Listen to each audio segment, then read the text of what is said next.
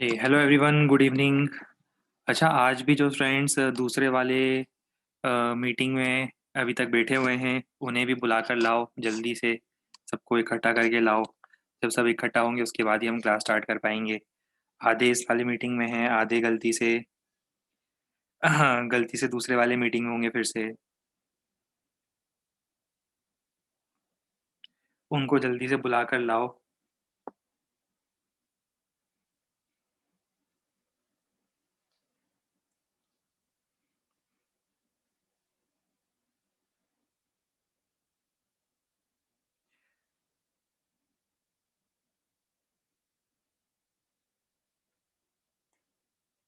Yesterday class की recording आप लोगों की ग्रुप पर नहीं आई क्या?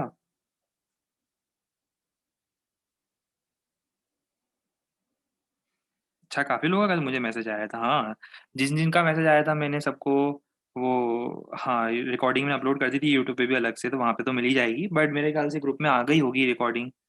तीनों सब्जेक्ट की आती है हर बार। रिकॉर्डिंग आई होगी, बाकी मैंने यूट्यूब पर भी अपलोड कर दी थी सीक्वेंशियली, तो वहाँ भी मिल गई होगी। चलो अब आज का सेशन स्टार्ट करते हैं। बाकी स्टूडेंट्स का वेट कर रहे हैं हम, बाकी स्टूडेंट्स लाइव दिख रहे हैं अब। शायद मेरे ख्याल से दूसरी लिंक पे होंगे वो। 1 मिनट हम चेक कर लेते हैं, उसके बाद स्टार्ट करेंगे।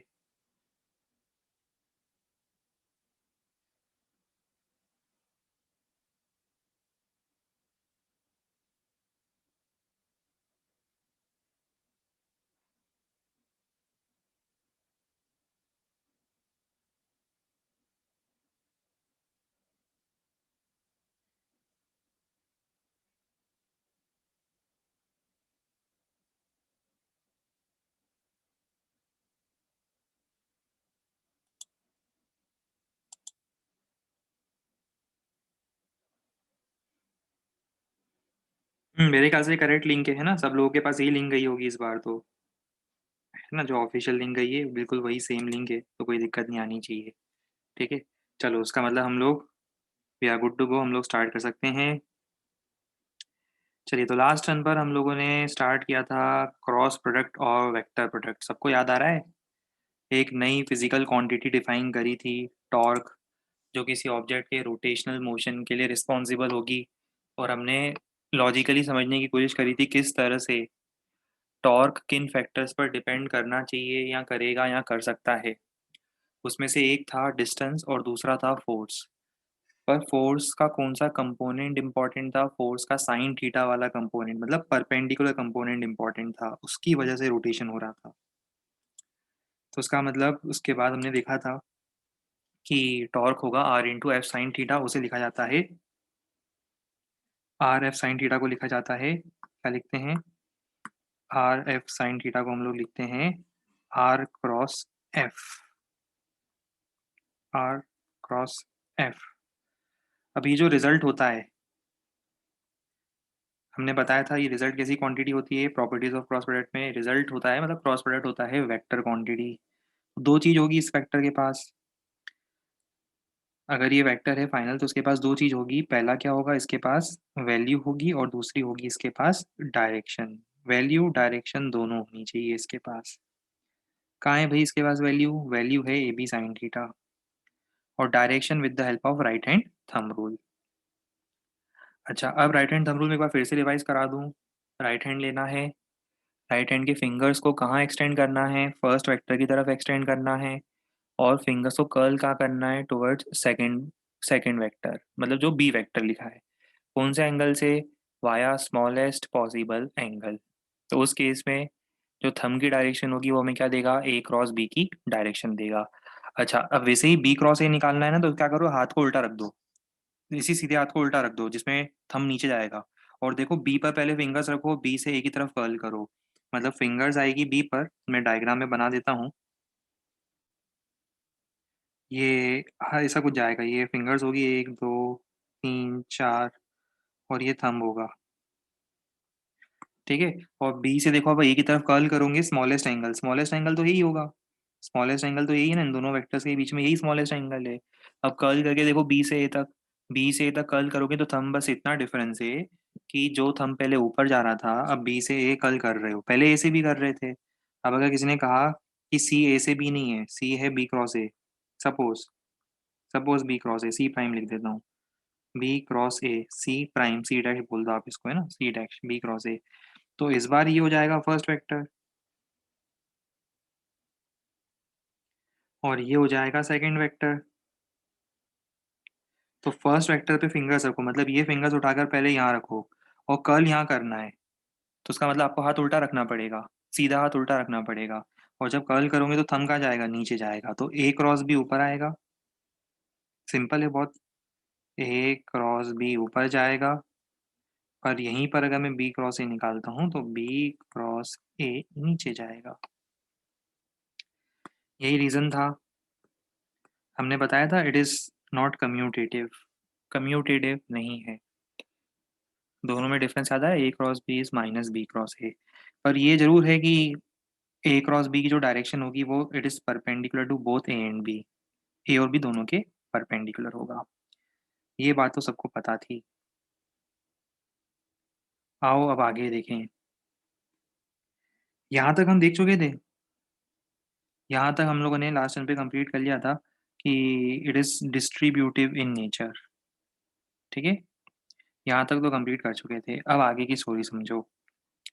अगर दो पैरेलल या एंटी पैरेलल वेक्टर्स है तो उनका क्रॉस प्रोडक्ट कितना होगा, जीरो होगा। आप सोचो क्यों होगा, क्योंकि अगर दोनों पैरेलल हो गए तो एंगल कितना होगा, 0 डिग्री। और अगर एंटी पैरेलल हो गए तो एंगल कितना होगा, 180 डिग्री। आइदर केस, चाहे 0 डिग्री की बात करो चाहे 180 डिग्री की बात करो, साइन ऑफ जीरो कितना होता है बताओ। मैं लिख देता हूँ ना उसको, कंफ्यूजन नहीं हो, क्योंकि अदरवाइज रामानुजन और आर्यभट्टा जो है वो कंफ्यूज जाएंगे, है ना, कि ये कैसे हो गया एकदम से।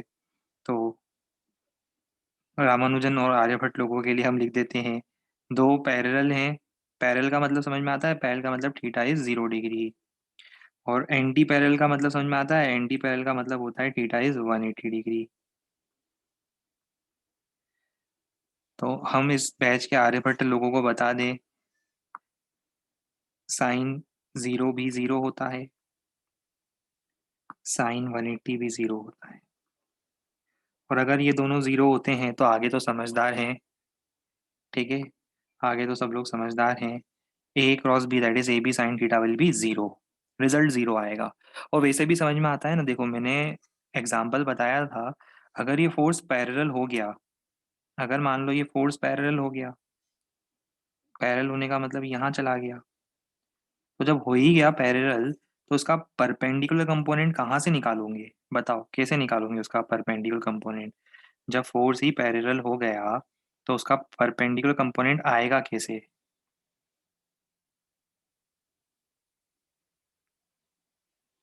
और जब परपेंडिकुलर आएगा ही नहीं तो वो रोटेट नहीं करेगा।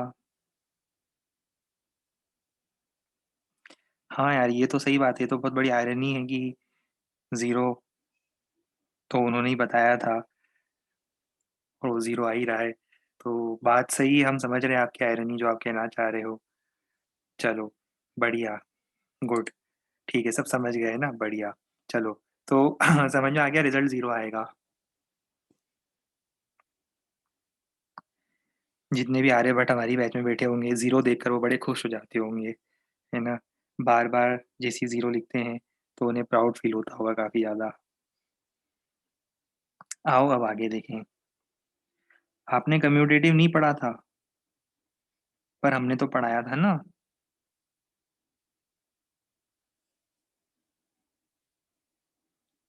अरे आपने नहीं पढ़ा तो क्या हुआ, हमने तो पढ़ाया था ना। अरे हम तो पढ़ा चुके हैं ना, कितनी बार पढ़ाएंगे कम्यूटेटिव। ये देखो ना, ये कम्यूटेटिव पढ़ाया था, 3 दिन 2 दिन पहले हमने कम्यूटेटिव। अब आपने नहीं पढ़ा तो उसमें हम कैसे क्या कर सकते हैं बताओ, हमने तो पढ़ाया था ना, दो दो तीन तीन बार कम्यूटेटिव, याद करो। उस दिन भी कम्यूटेटिव पढ़ाया, ये सॉरी ऊपर वाला था, कम्यूटेटिव पढ़ाया था, कम्यूटेटिव डिस्ट्रीब्यूटिव समझाया भी था। हाँ, डिस्ट्रीब्यूटिव मतलब वो चिंकी मिंकी।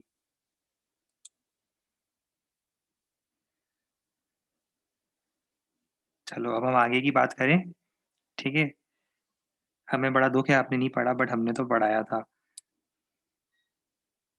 चलो अब सुनो, पैरेलल वेक्टर्स के लिए समझ में आ गया, पैरेलल वेक्टर्स के लिए अगर आपको समझ में आ गया है तो जरा 1 मिनट रुको और जो मैं बोल रहा हूँ वो सुनो। तो ये क्लियर हो रहा है क्या, ये जो पिंक बॉक्स में मैंने हाईलाइट करने की कोशिश करी है? किसी को अगर डाउट है कि ये जीरो कैसे हो गया तो समझ में आना चाहिए, आई क्रॉस आई दोनों ही पैरेलल हैं, जीरो। जे क्रॉस जे दोनों ही पैरेलल हैं, जीरो। के क्रॉस के दोनों ही पैरेलल हैं, जीरो। कल वाले से कंफ्यूज मत करना, कल डॉट प्रोडक्ट पढ़ाया था मैंने, आज क्रॉस प्रोडक्ट पढ़ा रहा हूँ, सब चीजें बदल गई हैं। कल और आज में बहुत कुछ बदल चुका है,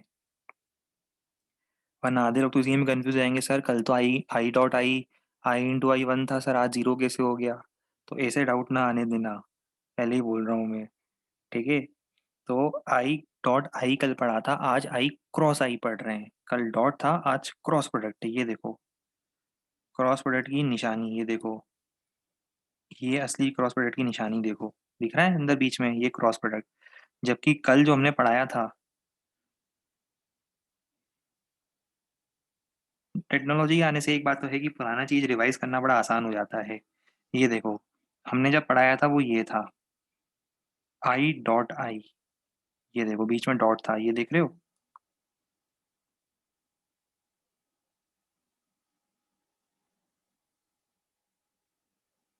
ये देखो बीच में डॉट था। और आज क्या है, आज है क्रॉस।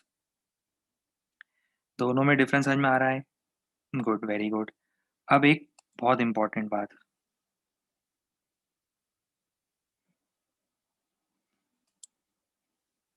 जीरो पे वेक्टर नहीं लगाना है, मैं हटा देता हूँ, है ना?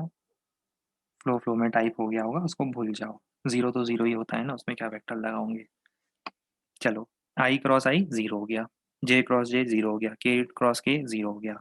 अब मजा पता है कब आता है? जब हम परपेंडिकुलर वेक्टर्स की बात करते हैं। अपन एक काम करते हैं, परपेंडिकुलर वेक्टर की पहले बात करते हैं, तो समझना स्टोरी को। यहाँ तक तो आपको सिखा दिया मैंने, अब आगे परपेंडिकुलर वेक्टर की बात कर रहा हूँ, अभी पहले स्टोरी समझना। लिखवाने के लिए अलग से मैं लिखने के लिए टाइम दूंगा। अच्छा, अगर बताओ दो वेक्टर्स परपेंडिकुलर हो गए तो क्रॉस प्रोडक्ट कितना आएगा? दो वेक्टर्स अगर परपेंडिकुलर हो गए तो क्रॉस प्रोडक्ट कितना आएगा?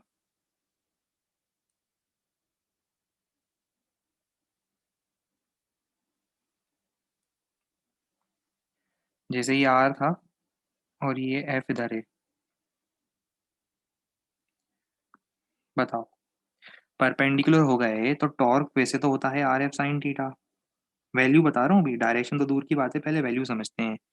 But if theta is 90 degree, if theta is 90 degree जो कि दिख रहा है डायग्राम में, साइन 90 कितना होता है? Sine 90 is 1। तो टॉर्क उस केस में हो जाएगा आर इंटू एफ। तो अगर दो वेक्टर्स परपेंडिकुलर हो गए तो सोचना ही नहीं है, डायरेक्टली ए इंटू बी करना है। वैल्यू के लिए डायरेक्शन तो लिखे निकालनी पड़ेगी, देखो डायरेक्शन तो दोनों के परपेंडिकुलर होगी, समझ में आता है ना? ए और बी के क्रॉस प्रोडक्ट की डायरेक्शन जो होती है वो वैल्यू होगी A B sine theta, value होगी ए बी साइन थीटा। और डायरेक्शन तो समझ में आता है, राइट हैंड थंब रूल लगाना है। तो बस कुछ ऐसा ही समझ लो कि वही मैंने लिखा है इस पॉइंट में कि मैग्नीट्यूड ऑफ मतलब value of cross product of two perpendicular vectors, cross product of two perpendicular vectors is equal to what, product of their magnitude is equal to what, is equal to product of their magnitude. मतलब मैं लिख देता हूँ इसको भी ना, confusion नहीं हो, इसको भी मैं लिख देता हूँ। That is, if A vector is perpendicular to B vector, तो थीटा कितना होगा? Theta will be 90 degree. And in this case A cross B का जो मैग्नीट्यूड है, जो कि कितना होता है, ए बी साइन थीटा होता है, वैल्यू तो ए बी साइन थीटा होती है, पर साइन 90 कितना होता है, 1 होता है। तो वो कितना जाएगा, directly equal to product of their magnitudes, दोनों के मैग्नीट्यूड के प्रोडक्ट के इक्वल। अच्छा एक काम करो, पहले इतना एब्जॉर्व करेंगे, इतना लिखेंगे, मैं आपको भी ज़्यादा नहीं लिखवाऊंगा, नहीं तो आप फिर कंफ्यूज हो जाओगे। तो पहले एक काम करो, ओहो, पहले एक काम करो, ये सब कुछ मत देखो, ये सब कुछ नहीं दिख रहा है आपको, इसको भी भूल जाओ, ये मैं आखिरी में सिखाऊंगा आपको, इसको भूल जाओ 2 मिनट के लिए, ठीक? ये गायब हो गया आपके सामने से। अभी आपको क्या करना है, अभी आपको ये सब भूलते हुए सिर्फ इतना नोट करना है, सिर्फ इतना नोट करो, फिर मैं ये लास्ट पॉइंट सिखाऊंगा आपको।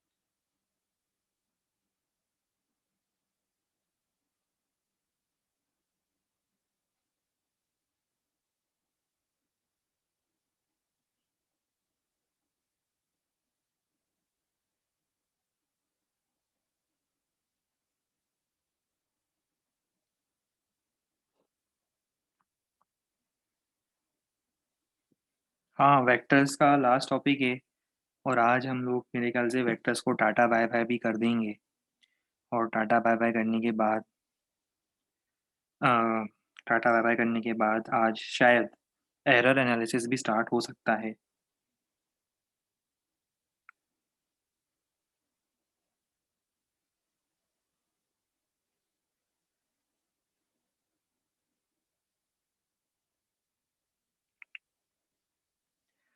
लिख लिया सबने? कर लिया नोट? हाँ, मतलब अगर कोई आर्यभट्ट बीच में इंटरप्ट ना करे तो हमारे ख्याल से एरर आज स्टार्ट हो सकता है। पर भरोसा नहीं है, वो 2-4 आर्यभट्ट और श्रीधराचार्य और रामानुजन है, वो कभी भी प्रकट हो जाते हैं एकदम से। तो अगर वो प्रकट न हुए आज और उनकी कृपा दृष्टि बनी रही तो हो सकता है कि हम आज ही वेक्टर कंप्लीट करके इस वीकेंड तक हमारा एरर्स भी कंप्लीट हो जाएगा और अगले वीक से हमारा काइनेमेटिक्स मैकेनिक्स का सबसे पहला टॉपिक स्टार्ट हो जाएगा।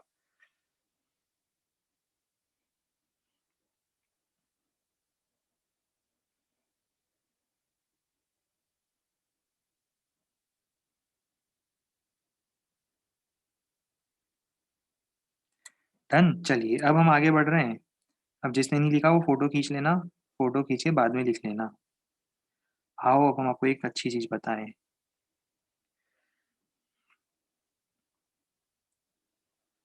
आई क्रॉस जे के कैप होता है। अब आप सोच रहे हो सर ऐसा कैसे होता है, सुनो। ये आई कैप पता है ना आपको कहाँ होता है? आई कैप यहाँ होता है एक्स एक्सिस की तरफ। जे कैप कहाँ होता है? वाई एक्सिस की तरफ। अभी सभी बच्चे मेरे साथ क्या करेंगे, अपना राइट हैंड लेंगे। सब लोग अपना अपना राइट हैंड लो। राइट हैंड लेने के बाद उसकी जो फिंगर्स हैं राइट हैंड में, ये 4 फिंगर एक थंब होंगे। चारों फिंगर को आई कैप के डायरेक्शन में रखो। रखा सबने?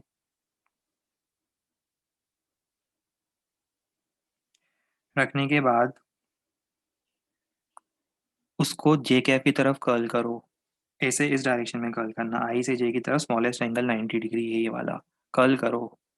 देखो आपका थंब कहाँ जा रहा है, बताओ मुझे थंब कहाँ जा रहा है? के कैप, गुड।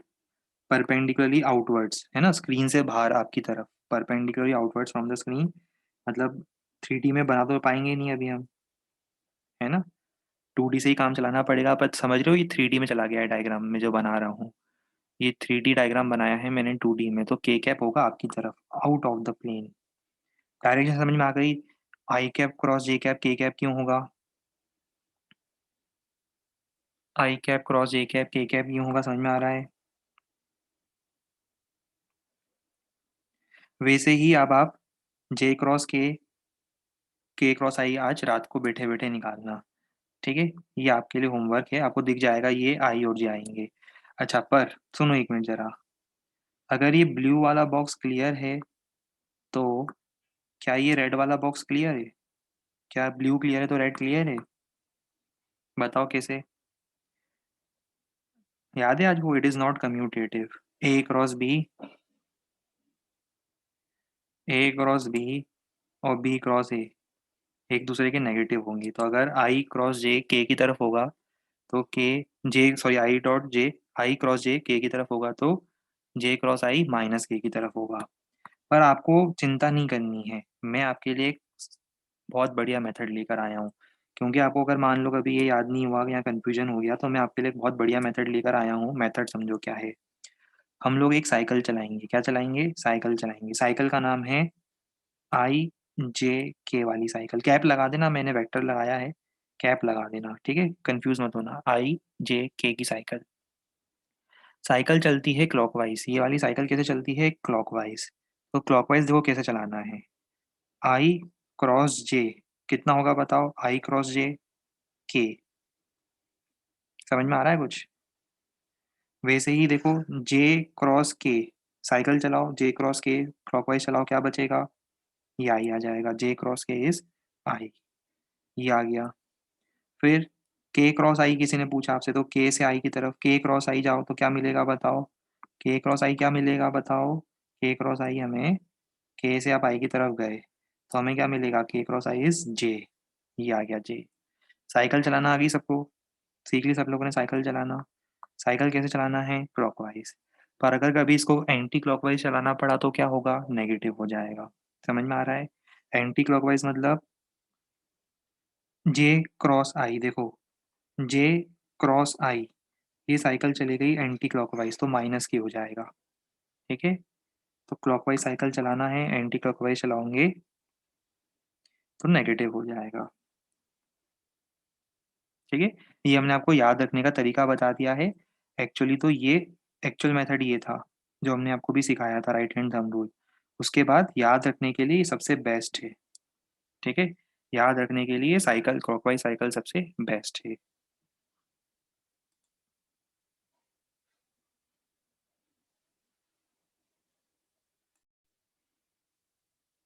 इसे नोट करो। लगभग लगभग सभी ने बता दिया, सबको क्लियर हो गया।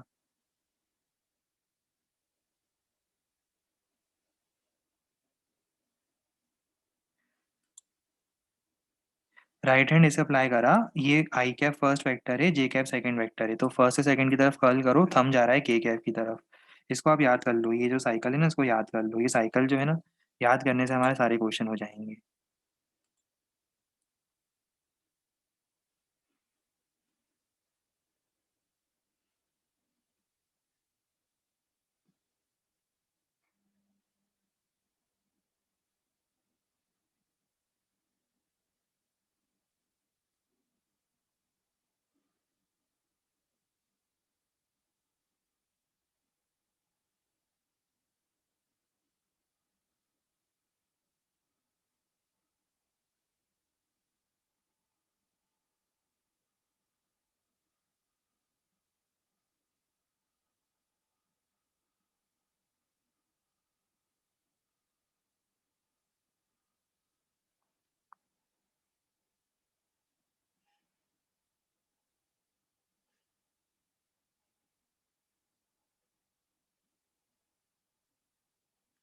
Done, very good. चलो हम आगे बढ़ें। अब चीज थोड़ी सी और डिफिकल्ट होगी, इसलिए ज्यादा चिंता मत करना। समझदार हो, एक बार में समझ जाओगे। देखो, ये ए वेक्टर है, ये बी वेक्टर है, और मुझे लेना है दोनों का क्रॉस प्रोडक्ट। क्या लेना है मुझे बताओ, मुझे इन दोनों का क्रॉस प्रोडक्ट लेना है। तो इसका मतलब मुझे फाइंड करना है ए क्रॉस बी। कल हमने डॉट प्रोडक्ट फाइंड किया था, याद करो, ब्रैकेट ओपन करे थे। आज हम क्रॉस प्रोडक्ट में ब्रैकेट ओपन करेंगे। अगले 10 मिनट कोई डाउट मत पूछना, मैं समझाऊंगा, सीख लेना पहले, और उसके बाद आपको अपने आप क्लियर हो जाएगा। ठीक है, तो देखो ए क्रॉस बी, ये है ए, ये बीच में क्रॉस है, और ये है बी। दिख रहा है ए क्रॉस बी। अब ब्रैकेट कैसे ओपन करेंगे बताओ, सिखाओ जरा मुझे, ब्रैकेट कैसे ओपन होता है, आपको पता है। पहले हम इसको इन तीनों से मल्टीप्लाई करेंगे। तो ये देखो, ब्लू कलर में आपको ये फर्स्ट टर्म मिलेगा। कलर कोडिंग कर रहा हूँ, ध्यान दो जरा।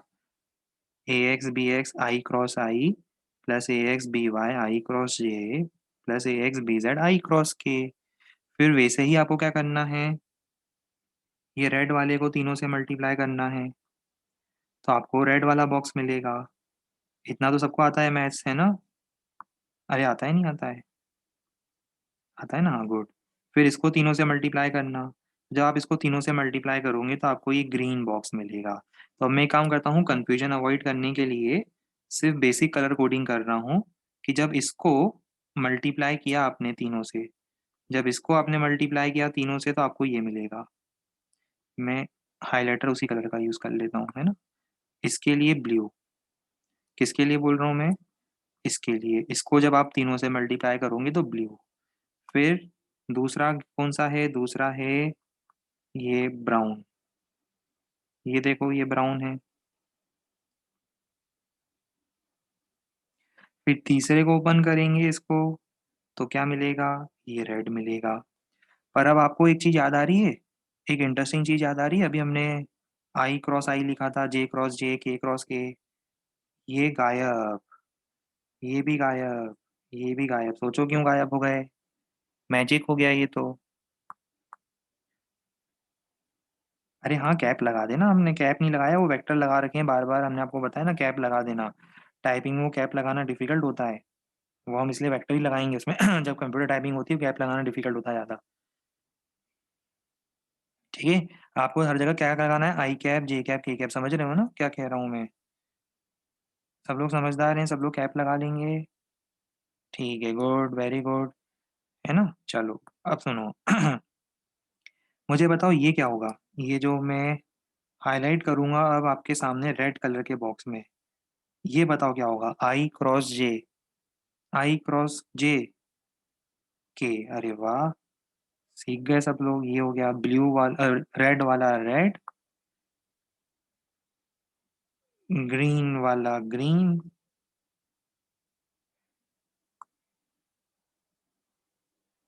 पिंक वाला पिंक,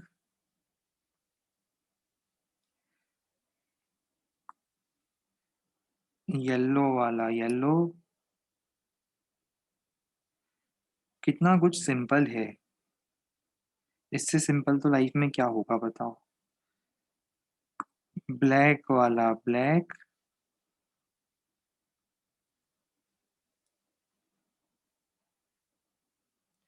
और कोई कलर बच गया क्या? एक कलर और चाहिए हमें, अब कौन सा कलर है? अब ये कौन सा कलर है, ब्राउन ले लेते हैं, ब्राउन वाला, ये रहा ब्राउन वाला, ब्राउन। ठीक है, अभी हमने सिखाया था ना आई क्रॉस जे, जे क्रॉस के डॉट क्रॉस आई, वैसा। अब जब आप इसको सिंप्लीफाई करोगे ना, जैसे आई कैप कॉमन आएगा, जे कैप कॉमन आएगा, के कैप कॉमन आएगा, तो आपको फाइनल आंसर ये मिलेगा, ये फाइनल आंसर मिलेगा। ये दिख रहा है ये नीचे, ये इसको हाईलाइट कर देता हूँ, ये आपका फाइनल आंसर है। अब आप डर गए होंगे, आप सोचे होंगे सर इसको फिर रियल लाइफ में कैसे मल्टीप्लाई करें, इतना बड़ा अगर आंसर आ रहा है तो उसको कैसे याद रखेंगे हम, है ना? ये फाइनल आंसर है, पर डरने वाली कोई बात नहीं है, क्योंकि ये जो आपको मैंने बताया है ये एक्चुअल मेथड था, ये जितनी देर से भी हम डिस्कस कर रहे हैं ये एक्चुअल मेथड था। सर एक बार ऊपर कर देना, समझा नहीं? बाद में वॉशरूम चले गया था तो हमसे पूछ के गई ना, हमसे परमिशन लेके गई नहीं वॉशरूम जाने का, हम क्यों रुके फिर? नहीं नहीं, बिल्कुल नहीं, ऊपर नहीं करेंगे हम इसको, यहीं से हम आगे प्रोसीड करेंगे। ठीक है, एक तो अजीब अजीब से काम करते हो, 10-10 15-15 मिनट के ब्रेक मिलते हैं, उसके बाद भी अजीब अजीब से काम होते हैं इस बैच में। आपको समझ में आ रहा है ये क्रॉस प्रोडक्ट का फाइनल रिजल्ट ही आ रहा है ग्रीन कलर में, पर आपको ये एक्चुअल मेथड मैंने बताया है, पर आपको इस मेथड को फॉलो नहीं करना है, ये एक्चुअल मेथड है, एक्चुअल डेरिवेशन है। आपको क्या करना है, आज मैं आपको डिटर्मिनेंट सिखाऊंगा, 3 बाय 3 का डिटर्मिनेंट सिखाऊंगा, और आपको उस डिटर्मिनेंट को एक्सपेंड करना है, डिटर्मिनेंट और मैट्रिक्स होते हैं वो सिखाऊंगा, आपको उसको एक्सपेंड करना है। वैसे आपके सिलेबस में भी है डिटर्मिनेंट मैट्रिक्स, शायद 11th के ही मैथ्स में होगा, बट अभी आपको मैं सिखा देता हूँ, अभी आपको मैं सिखा देता हूँ एक्सपेंड करने का तरीका। सुनो ध्यान से, और बार बार परेशान नहीं करना है ना, एक बार में समझना है। क्या होता है कि जब भी हम किसी 3 क्रॉस 3 के डिटर्मिनेंट की या मैट्रिक्स की बात करते हैं वो आपको कुछ ऐसा दिखता है, 2, या एक काम करें ए बी सी डी के फॉर्म में देखते हैं, आपको ज़्यादा क्लियर होगा, ए बी सी, ये नंबर्स है सब, है ना? ए बी सी सब नंबर्स हैं, D E F G H I,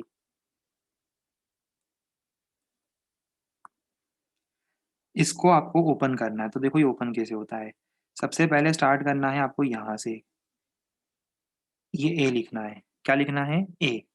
ए लिखने के बाद जो बोल रहा हूँ ध्यान से सुनना ना, अभी लिखने की जल्दबाजी मत करना। ए लिखने के बाद ये रो और ये कॉलम गायब कर दो, समझ में आता है? हाइड कर दो, हाइड करना समझ में आता है? ये हाइड कर दो ऐसे, और ऐसे इसको हाइड कर दो बताओ अब जब इसको हाइड करोगे तो क्या बचेगा, ये हाइड कर दिया, हाइड करोगे तो क्या बचेगा, ये भी, ये लो मैं इसको अच्छे से हाइड कर देता हूँ। हाइड करोगे तो ये छोटा सा ये रेड कलर बचेगा, ये दिख रहा है ये रेड कलर का बॉक्स, ये बचेगा। फिर इसमें आपको क्या करना है पता है, क्रॉस मल्टीप्लाई करना है।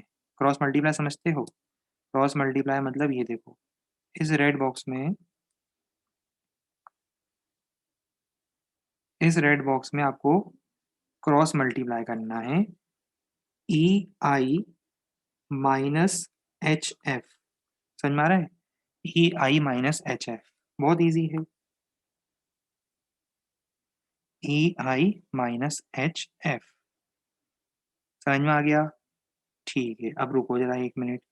अब ये याद करने के बाद दूसरा स्टेप देखो, दूसरा स्टेप में आप क्या करोगे? ये पहला टर्म होगा, क्या होगा? ये होगा डिटर्मिनेंट का पहला term, this is the first term of the determinant. ठीक है, अब हम आएंगे सेकेंड टर्म पर। ये फर्स्ट टर्म हो गया, अब मैं आपको सिखाऊंगा सेकेंड टर्म। वैसे तो मैं एक बार में लिख सकता था, बट मुझे पता है फिर कई लोग हैं जिनको डाउट आ सकता है, तो हमारे पास टेक्नोलॉजी एडवांस है बिल्कुल।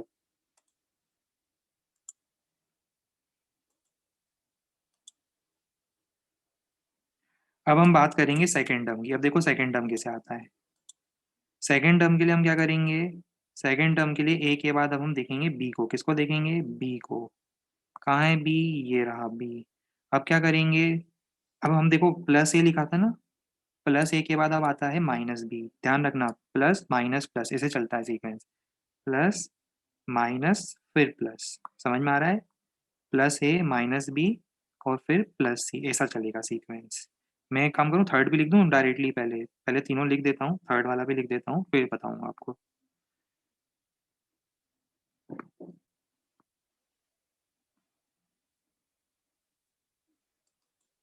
इसको हम इधर रख लें। ये फर्स्ट हो गया। अभी आपको सेकंड सॉल्व करके बताएंगे हम 2 मिनट बाद।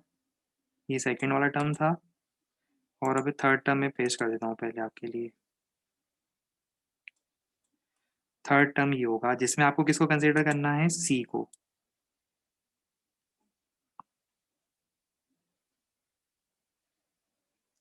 और वहां क्या आएगा? वहां आएगा प्लस सी।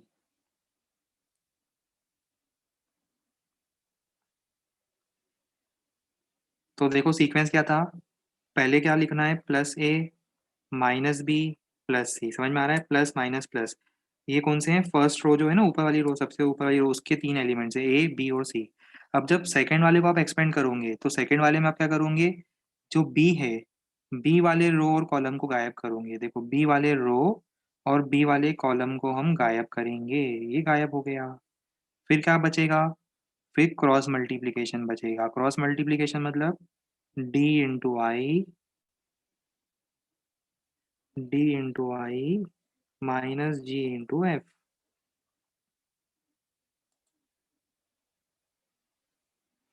समझ नहीं आया? ये भी समझ नहीं आया? बताओ क्या करूं मैं, बताओ।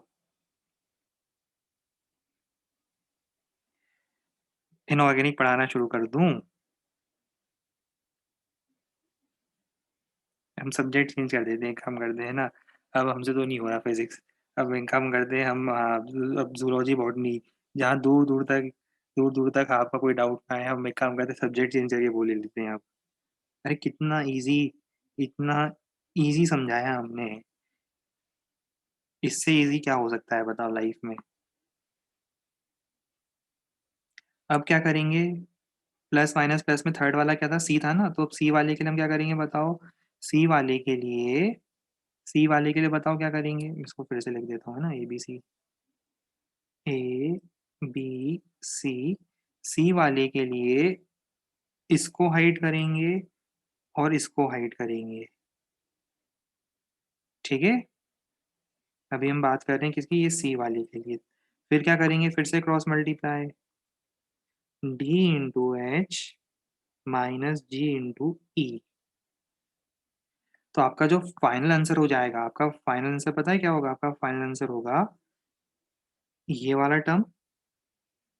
कौन सा टर्म? देखो ये वाला टर्म दिख रहा है, ये वाला टर्म पहला टर्म होगा।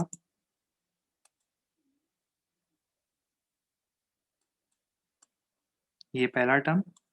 फिर दूसरा टर्म बताओ क्या होगा? दूसरा टर्म ये होगा, कॉपी पेस्ट। ये है आपका सेकेंड टर्म। और थर्ड टर्म क्या होगा आपका बताओ?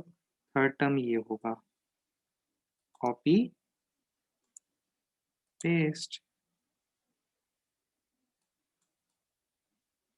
ये थर्ड टर्म होगा। इसको थोड़ा और अच्छे से लिख देते हैं, प्लस सी इंटू। ये आपका फाइनल आंसर हो गया। ठीक है, पहले आपने इतना सीखा, पहले आप ये नोट करो, फिर मैं आपको सिखाऊंगा। अभी आप एक काम करना, उसको भूल जाओ, अभी आप इसको भूल जाओ, इस पूरे को भूल जाओ, और जो ये पूरा भी कुछ भी नोट करना, इसमें से कुछ भी नोट मत करना अभी। पहले आपको मैंने आज डिटरमिनेंट एक्सपेंड करना सिखाया है ना, पहले मैंने आपको डिटरमिनेंट एक्सपेंड करना सिखाया, पहले ये नोट करो, पहले ये नोट करो किस तरह से ये एक्सपेंड होता है और ये आंसर आता है। फिर मैं बताऊंगा इसको यूज़ कैसे करना है, पहले से नोट करो, फिर मैं इसका यूज़ बताऊंगा आपको। अभी चिंता मत करना यूज़ कैसे करेंगे, क्या करेंगे, पहले आप इतना सीखो, फिर हम आगे बढ़ेंगे। तो पहले आप इसको लिख लो, लिखो जल्दी से।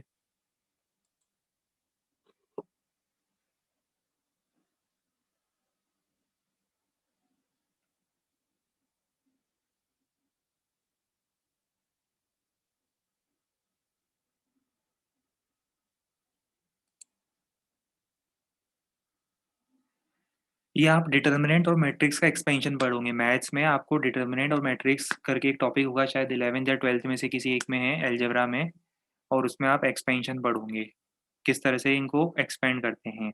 तो ये वो मेथड है। पहले आप सिर्फ इतना नोट करो, क्वेश्चन वोश्चन थोड़ा ना लिखना है कुछ भी, बिल्कुल पगला गए हो ऐसा लग रहा है। अभी हमने आपको सिखाया ना, अभी आपको क्या सिखाया, अभी हमने आपको सिखाया कि डिटर्मिनेंट ओपन करने का मेथड क्या है, अभी क्वेश्चन की बात ही नहीं हुई। अभी तो आपको सिर्फ ये आपको ये नोट करना है, ये डिटर्मिनेंट कैसे ओपन होता है।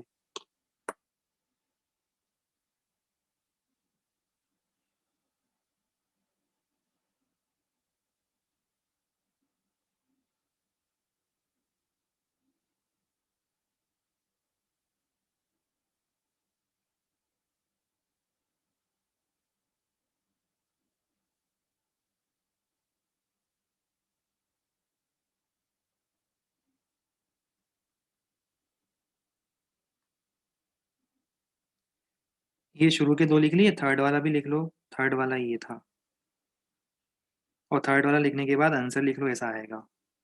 फिर मैं आपको पहले इसको एक क्वेश्चन में सॉल्व करके बताऊंगा।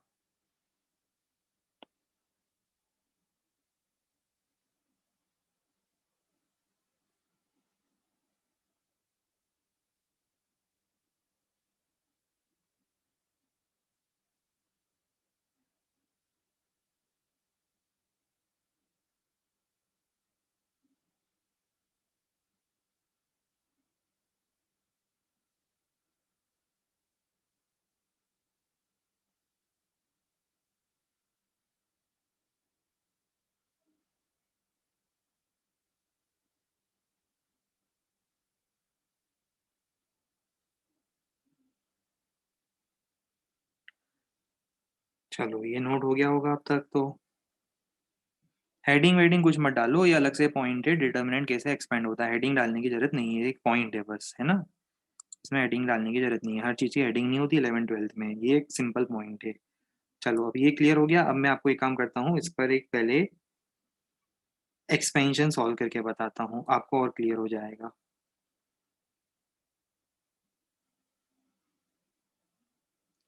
सपोज आपसे किसी ने कहा कि एक डिटर्मिनेंट है, अभी क्रॉस प्रोडक्ट भूल जाओ है ना थोड़ी देर के लिए, अभी आपको सिर्फ डिटर्मिनेंट एक्सपेंड करना सीखना है, पहले पहले डिटर्मिनेंट एक्सपेंड करना सीखो, फिर उसका क्रॉस प्रोडक्ट में यूज़ बताऊंगा, है ना। पहले आपसे सपोज किसी ने कहा कि एक डिटर्मिनेंट है जिसमें है 2, 5, 8, 1, 3, 6, 4, 9 इधर ले जाते हैं ना, 7 भी ले जाते हैं, बड़े नंबर्स ऊपर रखते हैं, 4, 5, और क्या बच गया, 2। ये मान लो आपको एक्सपेंड करना है, मैं करूँगा एक्सपेंड, आपको देखना है। सबसे पहला टर्म क्या होगा, 9, 9 लोगे तो ये वाला स्क्वायर बचेगा, तो 3 इंटू 2, 3 इंटू 2 समझ में आता है, 3 इंटू 2 क्यों कर रहा हूँ, -5 इंटू 6। फर्स्ट टर्म के बाद क्या होगा, सेकेंड टर्म में कौन आएगा, -7, -7 के साथ क्या होगा, 1 इंटू 2 -4 इंटू 6। थर्ड टर्म क्या है, +8, 1 इंटू 5 -4 इंटू 3। ठीक है, चलो अब इसको सॉल्व कर लूँगे, मैं ही कर देता हूँ, है ना? मुझे भरोसा अब रहा नहीं है बिल्कुल भी आप लोगों पे। कितना हो जाएगा 3 इंटू 2 6, 6 इंटू 5 30, तो 6 माइनस 30 माइनस 24, तो माइनस 9 इंटू 24 जो भी रिजल्ट होगा ये कैलकुलेट कर लेना। माइनस 7 इंटू कितना 2 माइनस 6 4 24 माइनस 22 हो जाएगा प्लस, और ये हो जाएगा 5 माइनस 12 कितना होगा, ये हो जाएगा माइनस 8 इंटू 7।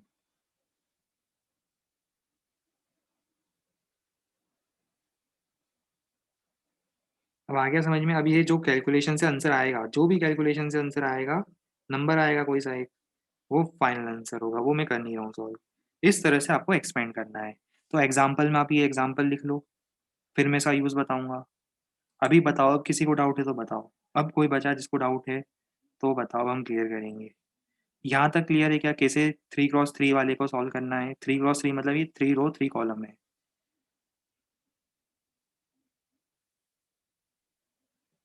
अभी जिसको डाउट है वो आगे आए। अरे एप्लीकेशन बताएंगे ना, रुको तो सही। अभी जिसको ये 3 क्रॉस 3 सॉल्व करने में डाउट है वो आगे आए। नहीं है? एग्जाम्पल नोट कर लिया? हाँ हाँ, एग्जाम्पल नोट करो ना जल्दी से। सारी चीज़ें नोट करनी है ना। रिस्क बिल्कुल नहीं लेना है, इस बैच के साथ हम बिल्कुल रिस्क नहीं लेंगे, पूरा नोट करना है। एक एक चीज़ नोट करनी है।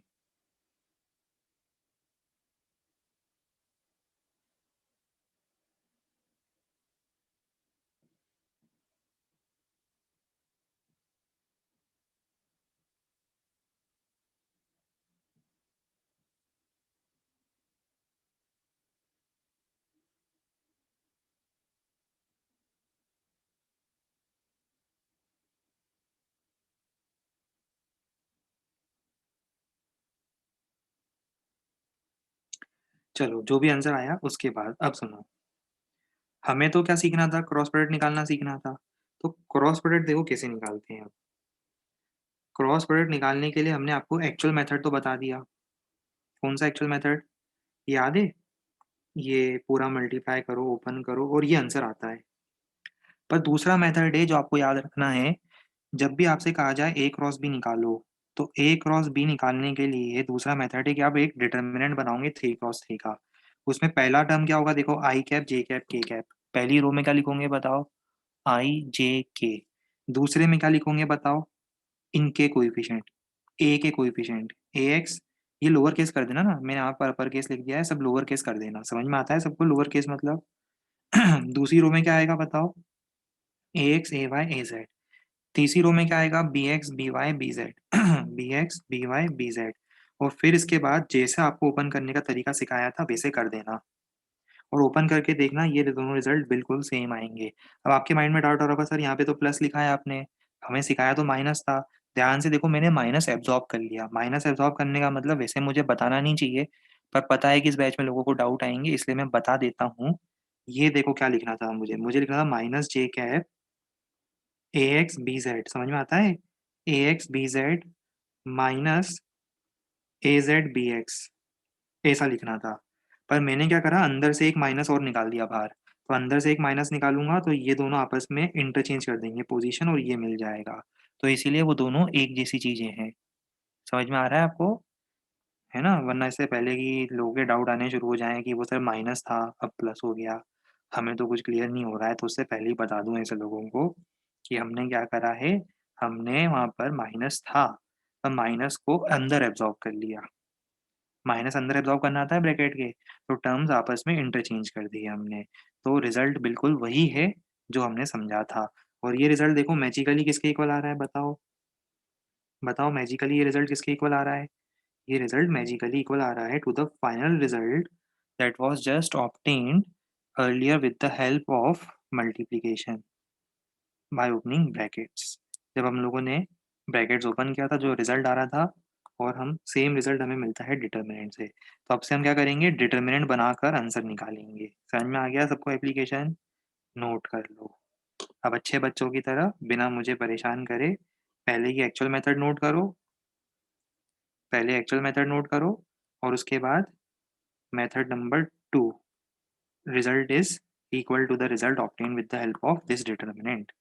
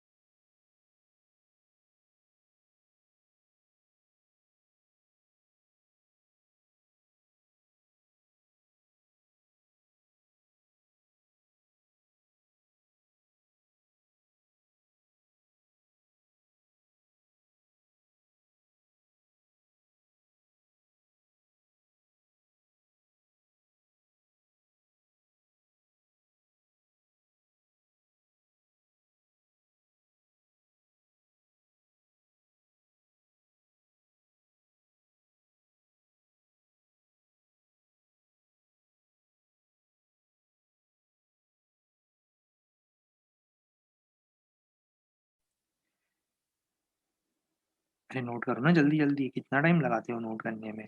पहले ये लिखना है, फिर ये लिखना है, फिर मेथड 2 लिखना है, और मेथड 2 में सब लोअर केस लिख देना, ठीक है।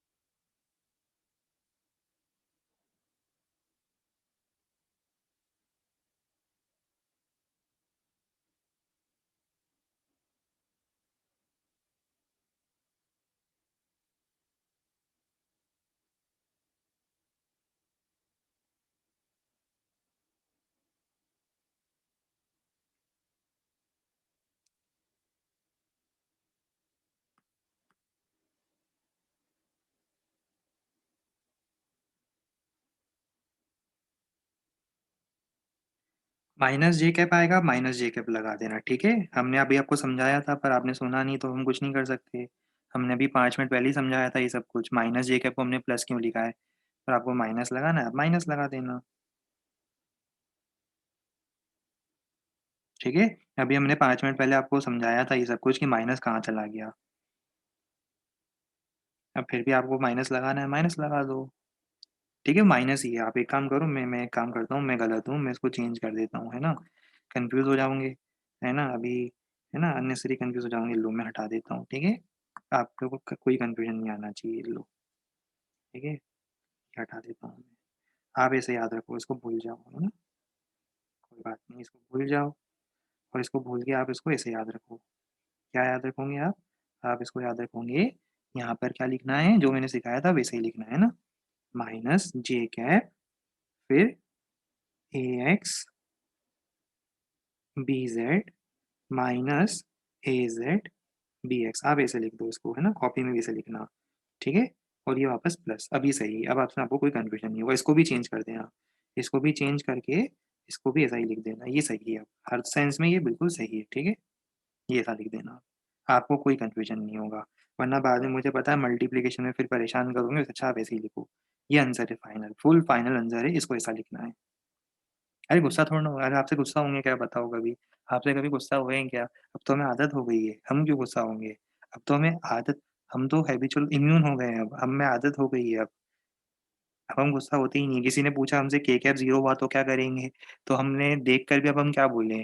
हमने कहा कि फर्स्ट रो में आई कैप जे कैप के कैप लिखो, तो उसने बोला के कैप को जीरो कर दें क्या, तो हमने बोला कर दो। अब हम वो क्या बोले बताओ। हम गुस्सा क्यों होंगे, हम आपसे गुस्सा हो सकते हैं क्या, कभी नहीं हो सकते ना। अरे हम क्यों गुस्सा, अरे वही बात कर रहे हो, अरे हम क्यों गुस्सा हुआ, हम आपसे कभी गुस्सा हुए हैं क्या, कभी गुस्सा नहीं हुए। अब इसमें बताओ गुस्सा होने वाली बात ही क्या है? हमने भाई 2-3 बार समझाया, फिर भी शायद किसी ने सुना नहीं तो हमने एक और बार समझा दिया। अब इसमें गुस्सा होने वाली बात क्या है? हम क्यों गुस्सा होंगे ये बताओ? हमारे नेचर में ही नहीं है गुस्सा करना, हम कभी गुस्सा होते ही नहीं है। फिर किसी ने हमसे पूछ लिया कि यहाँ यहाँ के कैप 0 कर दें, तो इसमें क्या गुस्सा करना बताओ? तो छोटी-छोटी बातें हैं, बड़ी-बड़ी पैचों में से छोटी-छोटी बातें तो होती रहती है ना?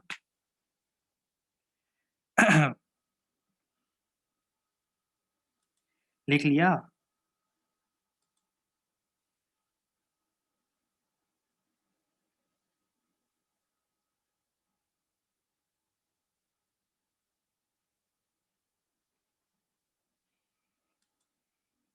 अच्छा बाकी का बाद में लिखना, ठीक है?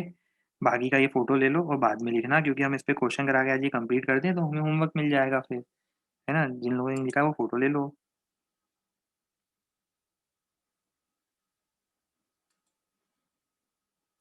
चलो गुड, बढ़िया। अब हम लोग दिन का पहला क्वेश्चन करेंगे। करो ये ट्राई।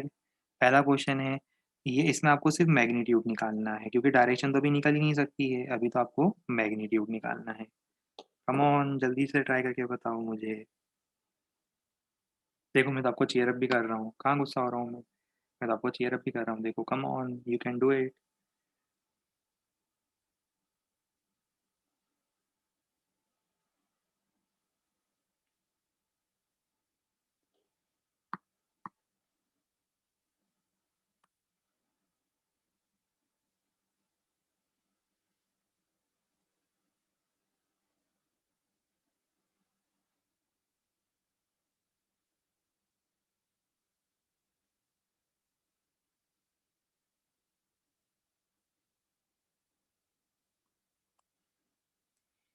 सबका आंसर आ गया, गुड, वेरी गुड, सब लोग सीख गए देखो। Mod of A cross B, इसकी वैल्यू कितनी होती है? ए बी साइन थीटा, है ना? ए बी साइन थीटा में ए है 4, बी है 5, साइन 37। साइन 37 कितना होता है? साइन 37 इज 3/5, तो 4 इंटू 3 12। साइन 37 की वैल्यू रख दी हमने 3/5, तो ये आ जाएगा 12। गुड, सबका आंसर आ गया, नाइस, वेरी गुड। ठीक है, अब ये आने के बाद अब हम आपको, इसमें डायरेक्शन नहीं है, इसमें सिर्फ वैल्यू है, डायरेक्शन आएगी इस क्वेश्चन में। अब ये ट्राई करो।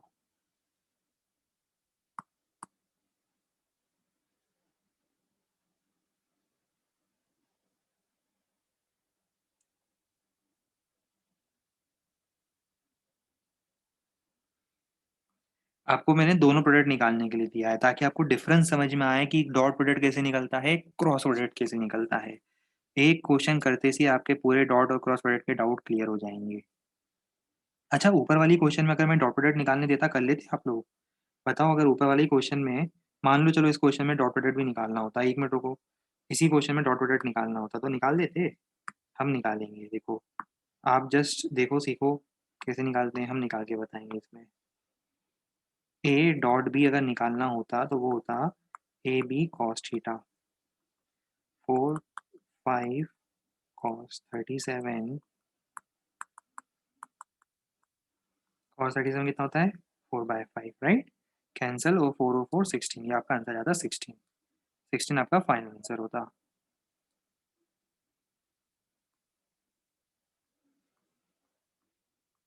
ठीक है, क्लियर हो गया। ए डॉट भी 16 और ए क्रॉस भी 12 आता वैल्यू वाइज। अब मैंने आपको ये वेक्टर फॉर्म में दिया है, अब ट्राई करो। पूरे 3 मिनट दे रहा हूँ, 3 मिनट दूंगा, गलती मत करना।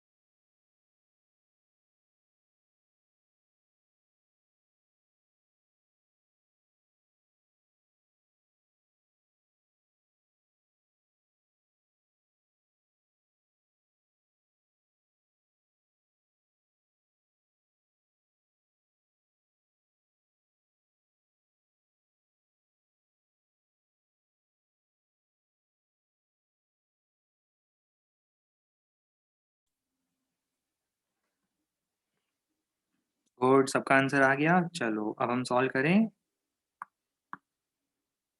देखो फर्स्ट वाला पहले डॉट प्रोडक्ट निकालते हैं। डॉट प्रोडक्ट कैसे निकालते हैं याद है? 2 × 3 6, 4 × -2 -8, -1 × 4 -4। कितना हो जाएगा ये? -6। आ गया सबका आंसर ये हो गया -6।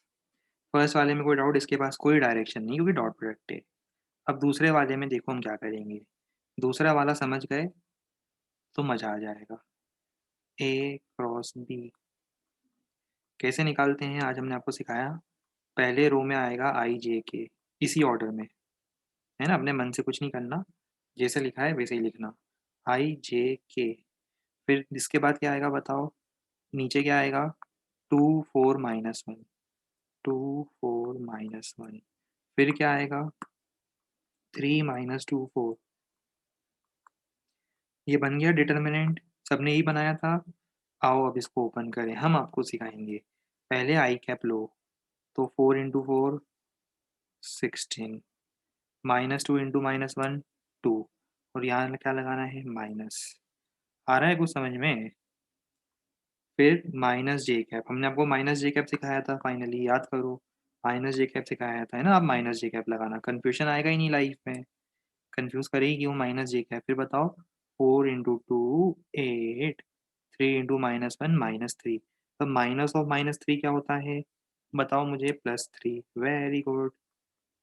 +3 प्लस के कैप, प्लस के कैप। के कैप प्लस क्यों लिख रहा हूँ? थर्ड याद है आपको? थर्ड एलिमेंट में क्या लिखना है? प्लस के कैप। फिर बताओ क्या लिखें? 2 × -2 -4, 4 × 3 12। तो अब इसको आप देखो कितना आंसर आएगा ये आपका। 14 आई कैप -11 जे कैप -16 के कैप। कैलकुलेशन में मिस्टेक कर दूं तो बता देना मुझे।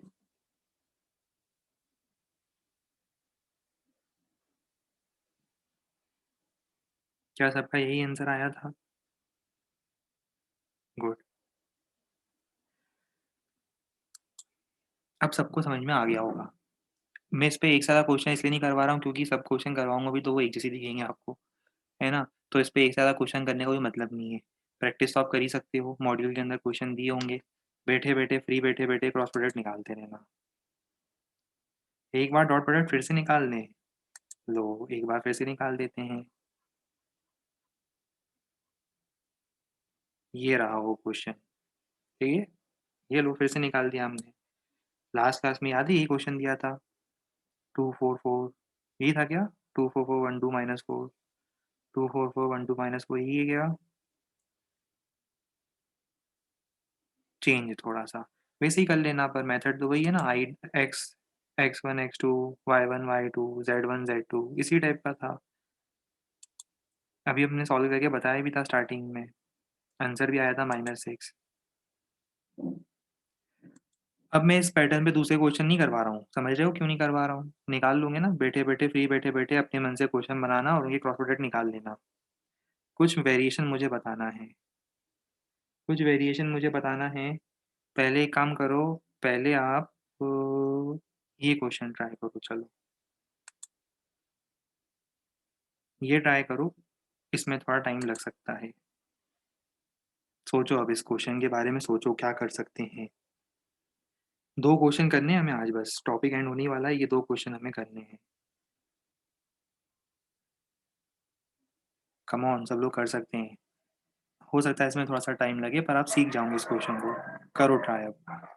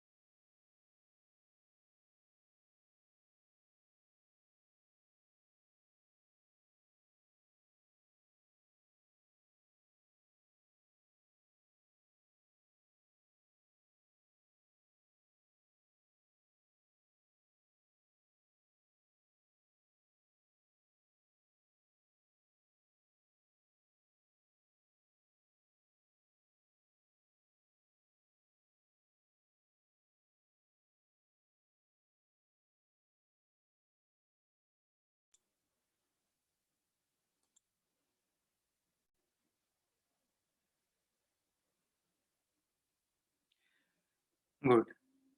समझ गए हैं काफ़ी लोग मेथड।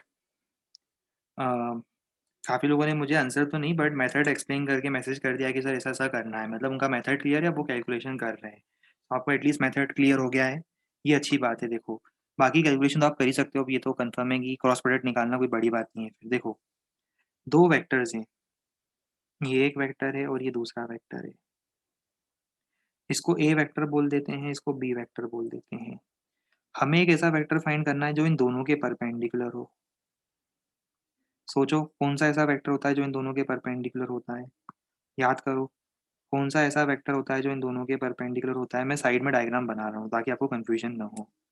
ये ए वेक्टर लिख दिया मैंने और ये बी वेक्टर लिख दिया। अच्छे से लिख देते हैं ना इसको पूरा। ये फर्स्ट वाला इज़ ए वेक्टर। ये ब्लू वाले 2 ए वेक्टर और बी वेक्टर हैं। है ना? कलर फॉलो करते जाना, आपको क्लियर होता जाएगा। ये जो ब्लू वाले दोनों हमने बनाए हैं, ये क्या हैं? ये ए और बी वेक्टर हैं। ठीक है? और इसके बाद क्या होगा, इनका अगर मैं cross product निकालूँगा, C vector, red में निकालते हैं। रेड में क्रॉस प्रोडक्ट निकाल रहा हूँ सी वेक्टर, वो बताओ क्या होगा? ए क्रॉस बी। इसकी खास बात क्या होगी? ये दोनों के परपेंडिकुलर होगा। याद करो, C vector is perpendicular to both A as well as B. पर हमें क्या करना है? हमें इस डायरेक्शन में, इस परपेंडिकुलर डायरेक्शन में tan की लेंथ का वेक्टर निकालना है। तो आपको याद है, मैंने ऐसा क्वेश्चन करवाया था। अगर कोई आपसे बोलता है सी वेक्टर के डायरेक्शन में tan की लेंथ का वेक्टर निकालो, तो आप क्या करोगे? पहले सी वेक्टर निकालोगे, फिर सी कैप निकालोगे। सी कैप समझ में आता है? सी कैप कैसे निकालते हैं? क्वेश्चन करा था अपन ने क्लास में। सी कैप निकालने के बाद फिर बताओ नेक्स्ट स्टेप में क्या करोगे? हमारा आंसर क्या होगा? हमारा आंसर क्या होगा? बोलो। मैं देखता हूँ सब लोगों का मैसेज आता है कि नहीं आता। हाँ, गुड, वेरी गुड। हमारा फाइनल आंसर होगा tan टाइम्स सी कैप। पर एक इंटरेस्टिंग बात बता रहा हूँ मैं आपको, इसमें हम 2 आंसर दिखेंगे। 2 आंसर पता है क्यों लिखेंगे? एक होगा tan सी कैप और दूसरा पता है क्या होगा? Minus tan C cap. समझ रहे हो? क्योंकि माइनस tan सी कैप भी क्या होगा? माइनस tan सी कैप भी एक ऐसा वेक्टर होगा जो आपको दिख नहीं रहा है, पर आपको पता है ना, बी क्रॉस ए, वो भी तो ऐसा ही वेक्टर होगा जिसके पास ये प्रॉपर्टी होगी, वो भी तो इन दोनों के परपेंडिकुलर होगा। तो आपके 2 आंसर आएँगे। एक तो होगा प्लस टेन सी कैप और एक इसका negative vector minus ten C cap, ये दोनों सही आंसर होंगे। दोनों ही ये प्रॉपर्टी फुलफिल कर रहे हैं, दोनों perpendicular to A cross B हैं। मतलब दोनों जो वेक्टर हैं सी टेन सी कैप और minus T ten C cap, they both are perpendicular to A as well as B and having length of 10 units. अच्छा मुझे ये बताओ कि मैं इसको यहाँ लीव कर दूँ तो आगे आप पूरा क्वेश्चन सॉल्व कर लोगे ना? आगे तो सीखा है आपने करना, पहले क्रॉस प्रोडक्ट निकालना। क्रॉस प्रोडक्ट निकालने के बाद आपको सी वेक्टर मिल जाएगा। सी वेक्टर मिलने के बाद ऐसा क्वेश्चन मैंने आपको 2-3 दिन पहले करवाया था, याद करो। रिवाइज़ करो, आपको याद आएगा। 2-3 दिन पहले एक ऐसा क्वेश्चन कराया था, कहाँ कराया था? ये वाला क्वेश्चन था। तो आपको सी वेक्टर मिल जाएगा, सी वेक्टर मिलने के बाद आपको पता है क्या करना है, ये क्वेश्चन फॉलो करना है। भरोसा कर रहा हूँ आप लोगों पे कि कर लोगे। इसे नोट कर लो जल्दी से।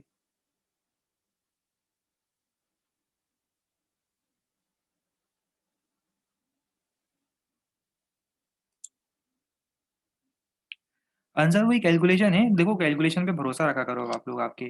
जो भी आप लोग कैलकुलेट करोगे, जो आंसर आएगा वो सही आंसर आएगा, गलत तो करोगे नहीं कैलकुलेट। ये क्वेश्चन ऑलरेडी हम मेथड बता चुके थे पहले भी, है ना? तो आप भरोसा रखो कि आपको क्रॉस प्रोडक्ट निकालना आ गया है और क्रॉस प्रोडक्ट निकालने के बाद सी वेक्टर के डायरेक्शन में सी कैप निकालो और सी कैप को 10 से मल्टीप्लाई कर दो।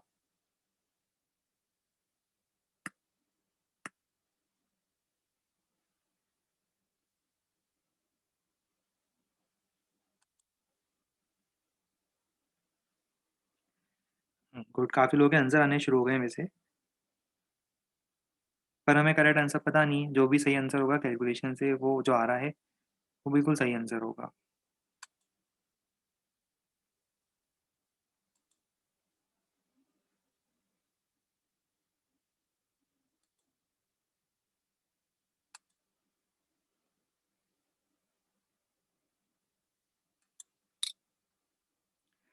चलो अब आपको एक क्वेश्चन और ट्राई करके बताना है,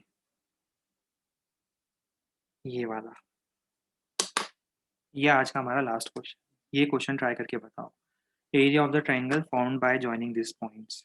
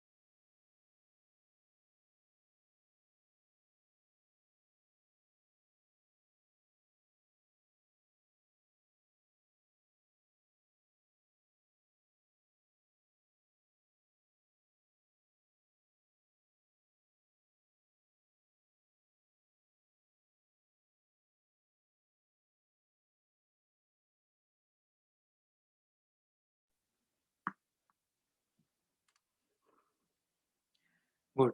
इसमें भी देखो काफी लोगों ने मुझे एक्चुअली मेथड बता दिया है।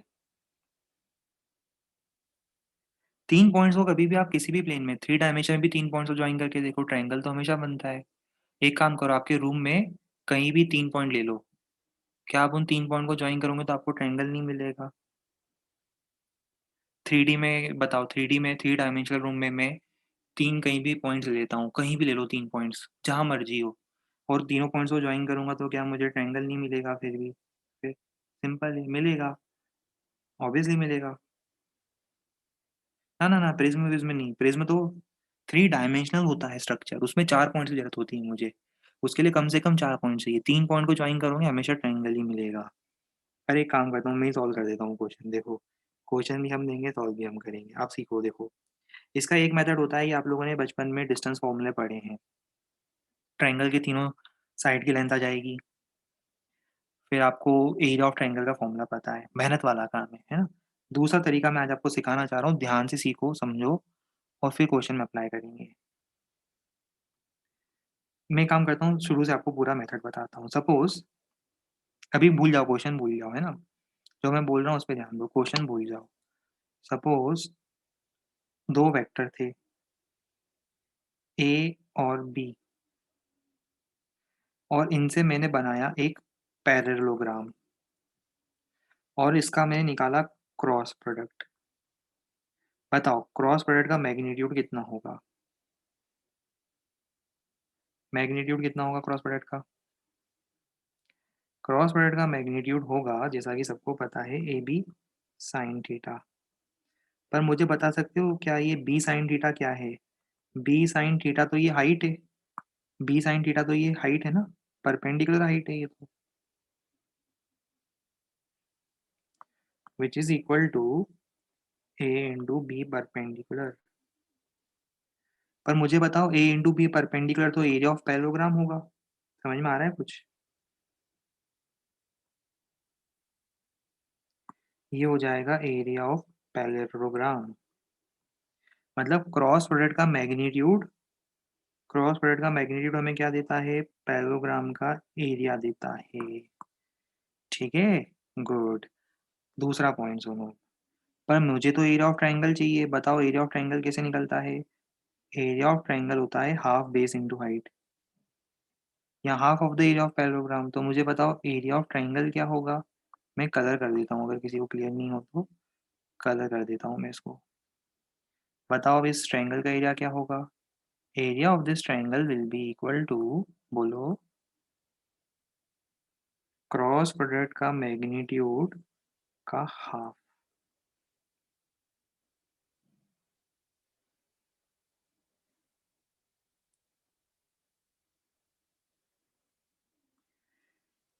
ये क्लियर हुआ? गुड। अभी लिखवा दूंगा मैं, पहले समझ लेते हैं आगे। अब सुनो, आपके माइंड में क्वेश्चन आ रहा होगा, सर ये 3 पॉइंट्स दिए हैं तो अब हम आंसर निकालेंगे कैसे? देखो क्या करना है हमें। कोई 3 पॉइंट्स दिए हैं आपको, ए, बी और सी। इनसे एक ट्रायंगल बन रहा होगा। अच्छा, आपको याद है पोजीशन वेक्टर निकाला था हम लोगों ने? याद है? पोजीशन वेक्टर निकाला था। क्या आप ये पोजीशन वेक्टर निकाल सकते हो? ये वाला पोजीशन वेक्टर है जो ब्लैक कलर में बनाया है। कैसे निकालोगे? बताओ कैसे निकालेंगे ये वाला पोजीशन वेक्टर? ये मैंने डिस्प्लेसमेंट में कराया था। जैसे एग्जांपल देखो, 1 - 2, 2 है। 1 - 2, 2 है ए, और बी कितना है? 2 1 - 3, 2 1 - 3, और सी कितना है? सी है 4 - 1 1। ये था ना 4 - 1 1। हाँ, तो मुझे बताओ ये वाला जो ब्लैक कलर वाला वेक्टर है उसकी वैल्यू कितनी होगी? उसकी वैल्यू होगी -i कैप -3j कैप, और ये हो जाएगा कितना? +5k cap.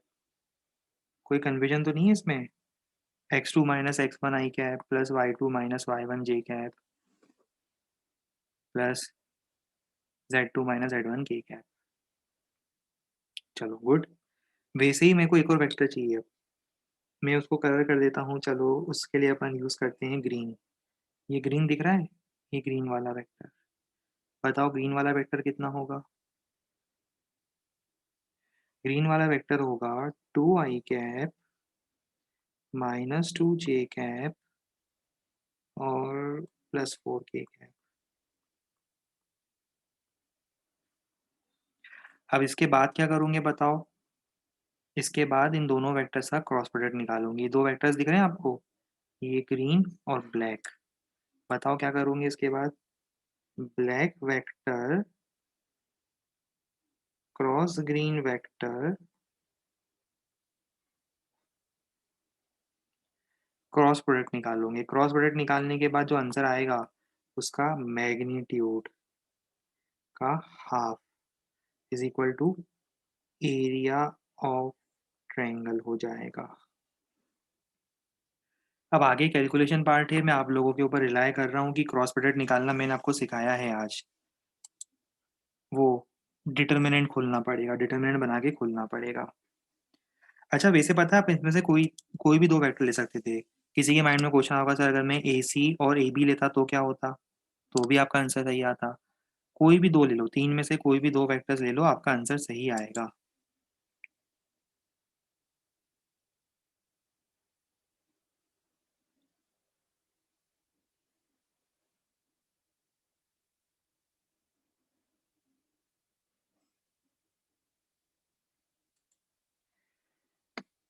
तो ध्यान रहे, क्रॉस प्रोडक्ट का मैग्नीट्यूड हमें क्या देता है? क्रॉस प्रोडक्ट का मैग्नीट्यूड हमें देता है, अच्छा लिखना भी तो है हमें को, पहले सीख लो, समझ लो। क्रॉस प्रोडक्ट का मैग्नीट्यूड हमें क्या देता है? एरिया ऑफ पैरेललोग्राम देता है, जो भी हमने सिखाया। और उसका हाफ हमें देता है एरिया ऑफ ट्रायंगल। अब एक काम करो, आप लिखना यहाँ से स्टार्ट करो। ये थ्योरी है, इसको हाईलाइट करो, इसको लिखो अच्छे से, हाईलाइट करो। हाईलाइट करने के बाद क्वेश्चन का सॉल्यूशन ये है।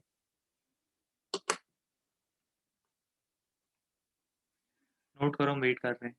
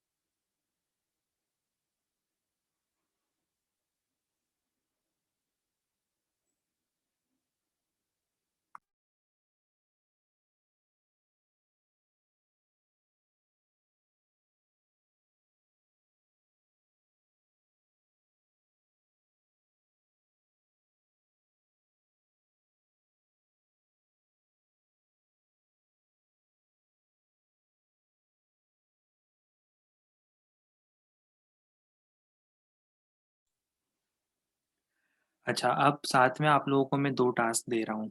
मुझे पता है आप लोग फ्री रहते हो, ज़्यादा कुछ काम रहता नहीं है आजकल आप लोगों के पास।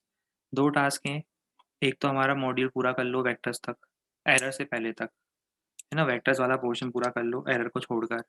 वेक्टर्स के बिगिनर बॉक्स आप पूरे कर सकते हो। दूसरा मॉड्यूल से एक बार बेसिक एरर की जो थ्योरी है वो पढ़ लो, क्योंकि एरर की थ्योरी आपको शायद एचसीवी में पूरी मिलेगी नहीं, तो वो आपको कुछ ज़्यादा मिल नहीं पाएगा उसके अंदर, है ना? तो मॉड्यूल से जो एरर की थ्योरी दी हुई है थोड़ा-थोड़ा वो पढ़ लो एक बार। उसके बाद नेक्स्ट टर्न पर हम लोग स्टार्ट करेंगे एरर और उसकी एनालिसिस। इंटरेस्टिंग है और बहुत ईज़ी टॉपिक है एरर एनालिसिस, इंटरेस्टिंग है। किस तरह से एरर्स होते हैं, किस तरह से उनको कैलकुलेट करते हैं, परसेंटेज एरर और ये सब कुछ उसी से रिलेटेड डिस्कशन होगा, ठीक है? और बाकी तो आप लोग एरर करते ही हो, हर क्वेश्चन में तो आप लोगों को पता ही होगा, एरर कैसे होते हैं, क्या करते हैं उसमें, ठीक है? तो बस उसी का डिस्कशन हम लोग करेंगे, ठीक है? चलो, तो ये हम कंटिन्यू करेंगे नेक्स्ट टर्न पर एरर एनालिसिस और इस वीकेंड तक हमारा एरर वाला पोर्शन कंप्लीट हो जाएगा और नेक्स्ट वीक से हम लोग we are good to start, मतलब हम लोग पॉसिबली हाँ, मंडे के आस-पास ही काइनेमेटिक्स स्टार्ट कर देंगे, ठीक है? चलो, that marks the end of our topic.